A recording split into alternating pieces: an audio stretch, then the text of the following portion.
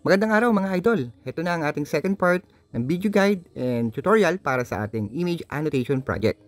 Ngayong araw na ito, itatakil natin kung ano ba ang tool na ginagamit natin sa pag-i-image annotation project. Isa na rito itong CBAT. CBAT, isa sa pinaka-widely used na annotation platform na pwede nating magamit. Pero meron lang tayong tool na popokusan ngayon. Ito yung tool na lagi kong ginagamit. Almost 80% ng mga project sa aking client ay ito lamang ang tool na aming ginagamit. Ang tool na gagamitin natin ngayon mga idol is ang tinatawag na Label MG. Itong tool na to ay dinevelop ni Chu Talin and you can download it anywhere from Google. Just type Label MG. But don't worry, I will provide downloadable link para mas accessible para sa inyo. At the same time, magpro-provide na rin tayo ng image dataset para pang testing purposes ninyo. So you can try it and navigate it para at least kahit pa paano, bukod dito sa tutorial na ginagawa natin, pwede nyo na magawa hands-on on your end. So as you can see here guys, sa screen, ito yung dataset na ipoprovide natin. And then first thing first, ito yung dataset na ibibigay sa inyo ng client o yung ipapagawa sa inyo ng client. Okay? At once ma-download nyo na yung image o dataset ng client, katulad nito, is you can now proceed sa instruction na ipoprovide ng client. Okay, sa sample natin, may mga instruction tayong ibibigay for testing purposes para at least kahit papano, okay, may tutorial natin at magawa natin. So, ito as you can see, ito yung mga sample annotation o ito yung instruction na i-provide ng client. So, client provided annotation classes which are person, hat, high vis, forklift, crane, MHE, lift MHE, truck, and heavy machine. So, those are the classes.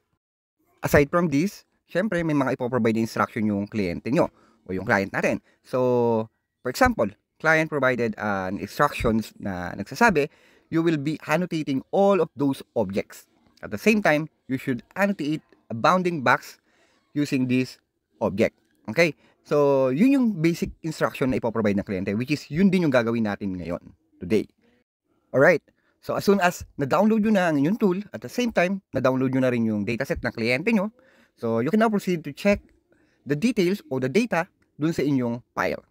By the way, I put the link description below sa content na to para ma-download nyo yung tool at the same time, ma-download nyo rin yung sample data annotation o yung dataset annotation natin. So, right away habang nanonood kayo rito sa tutorial na to, i-download nyo na yon para makasabay kayo kung paano ba yung gagawin natin. Unang kailangan gawin natin mga idol, no? So, kailangan natin i-check yung classes. Yung classes na nandun sa ating dataset at yung predefined classes na nandun sa ating image labeler o yung ating tool. Kailangan po tugma yung arrangement ng mga classes between these two, yung image dataset at the same time yung tool annotator. Dahil once na magkaroon ng discrepancies or hindi tumugma yung pagkaka-order ng mga classes dun sa ating tool or sa ating dataset, it cause very huge problem. So napakalaking problema po mangyayari nito. May chances na uulit pa kayo sa pag-a-annotate kasi nga bali-baliktad yung mga classes. May purpose po yan. So may mga kanya-kanyang designated code po yan according dun sa order ng kanilang classes. Kaya make sure na rin po na lagi nating i-confirm sa client kung ano ba yung order ng mga classes na to. Kasi kapag hindi natin na-confirm at basta na lang nating in-input dun yung mga annotation classes na ipinrovide ng client na without confirming it, so once na sabihin ng kliyente, ay mali yun, mali yung pagkakatag mo, ito dapat ganito yung code nito. So malaking problema po yun mga idol, no? Once we're good, we can now open the exe file. So just double click the folder and then sa bandang ibaba, i-open nyo lang po yung execution file. May lalabas po dyan na command prompt and then pati yung tool, mag-open na po yan. Make sure lang po na wag nyo pong i-delete o i-close itong command prompt window na to. Kasi once i-close nyo po yan, mashi-shutdown din po yung tool ninyo. And then makikita nyo rin po sa bandang left side ng ating tool yung mga gamit o yung mga toolbar na pwede natin gamitin sa pag-a-annotate. So first thing is kailangan natin magbukas ng file using this open folder o yung tinatawag natin na open directory. Okay guys, so dito naman sa bandang gitna, middle left part is makikita nyo dyan yung Pascal, Boc, and YOLO. Yan po yung exporting file na pipiliin nyo. So, it will depend kung ano yung ipapa-export file ng inyong kliyente. Make sure na tama po yung export file na mapipili nyo. It's either YOLO or text file or XML or Pascal Box. So guys, always double check and confirm it to your client para maiwasan ang aberya. Once ready, pwede na natin open yung ating dataset dito sa Open Directory. Click lang natin yan and then ilocate lang natin yung file na ating i-open o yung image kung saan nakalagay po ito sa ating computer. So sa case ko, rito ko po nilagay sa aking desktop. So select ko lang yung folder na yan and then voila. So mag-o-open na po yung ating images o yung dataset. Next natin is assigning change save directory. So rito, importante yan, kailangan mai-assign natin ng tama. So yung change save directory natin is same folder lang kung saan nakalagay ang ating dataset. So select lang ulit natin yung folder na yan and then we're good to go na. So guys, as you can see, andito na tayo sa page kung saan mag-a-annotate na tayo o magba-bounding box na tayo ng mga object dito sa ating dataset. Always double check natin guys yung view section natin kung naka-auto save mode ba yung ating data o yung ating annotation tool. Para na sa ganon, laging masasave po yung ating file once we go proceed or we go to the next images. At dahil maliliit ang mga object dito sa ating images, kailangan natin mag-zoom in and mag-zoom out using control and then the mouse scroll key. So, ibig sabihin, pagka nag-move scroll forward tayo sa ating mouse and then while pressing the control key, so mag-zoom in, zoom out po yung ating images. So, napaka-importante nito para mas ma-annotate natin ng maayos ang ating dataset. Next is paano ba mag-move forward or mag-move sa next frame sa ating dataset. So, we use letter D for moving forward, okay? Or next image para kapag tapos na tayo sa current image na in-annotate natin, we will press letter D on our keyboard. And then kapag ka naman gusto natin balikan yung previous image na ating in-annotate para for double check purposes, kung may nalimutan ba tayo, we will be clicking letter A naman sa keyboard. At para naman makapag-bounding box o makapag-annotate na tayo, we will be needing to press W naman sa ating keyboard.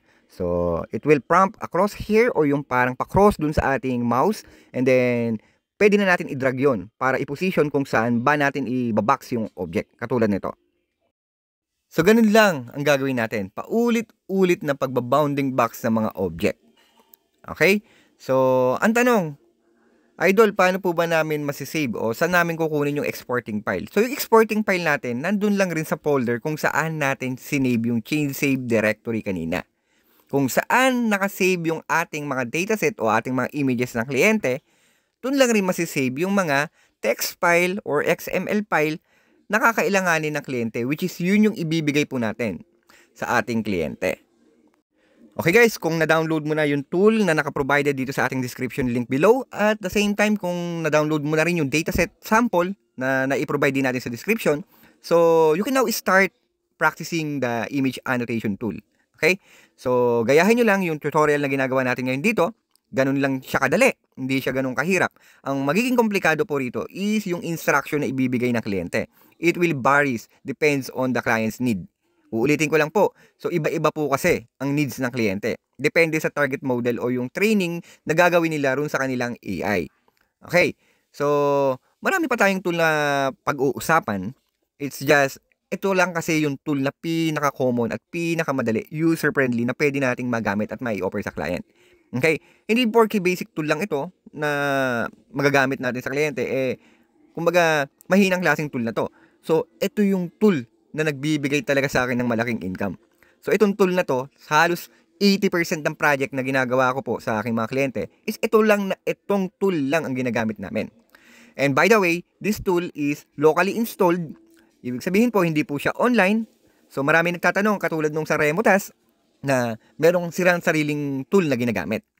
So, dito po kay Label MG, okay, offline po yung pag-a-annotate natin. Kaya kung mapapansin nyo, hindi na kailangan ng internet habang nag-a-annotate kasi nga locally installed po ito.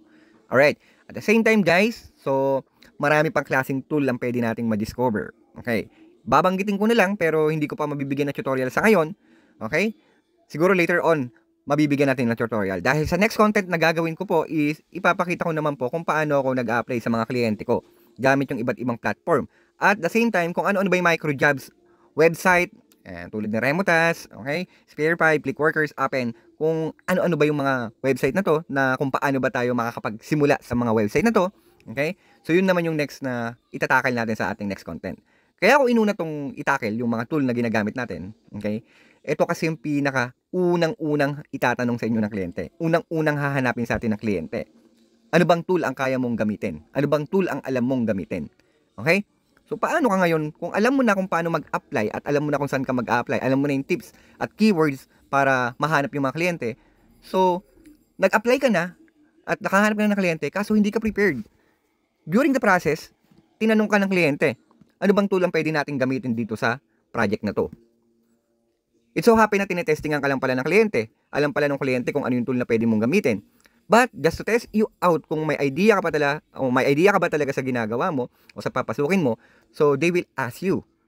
So kung hindi mo alam kung ano yung tool, so it's a minus lang agad. So malaking chances na hindi ka na kagad pipiliin ng kliyente. Sa sobrang dami ng kompetisyon na maraming nag-a-apply dun sa kliyente na yun, so chances of that, mas liliit yung chance nyo na mapili na kliyente. Kaya napaka-importante, bago tayo sumabak, bago tayo mag-apply, bago tayo humanap ng kliyente, make sure na alam natin yung may knowledge tayo about sa tool. So, yun guys, thank you so much sa inyong time na in-spare para makinig dito sa ating explanation. And hanggang dito na lang muna sa ngayon. At abangan nyo po yung ating susunod na content. Doon naman po itatakil natin yung mga diskarte kung paano ba at kung ano ang mga site like Upwork, Scale AI, and LinkedIn na pwede nating applyan at pagkuhaan ng kliyente. Even the Facebook Marketplace. So, yun yung mga yun. Itatakil natin in-depth. So, isang malalim na usapan nito mga idol. Kaya abangan nyo na lang po no, mga idol. No? Maraming salamat. Pasensya, medyo gahul talaga ang ating oras. Yun, pinagkakasya lang ho natin yung ating kakarampot na oras. At least kahit paano makapag-provide po ako sa inyo ng knowledge about dito sa ginagawa po naming image annotation. And once again, thank you so much. Bye for now.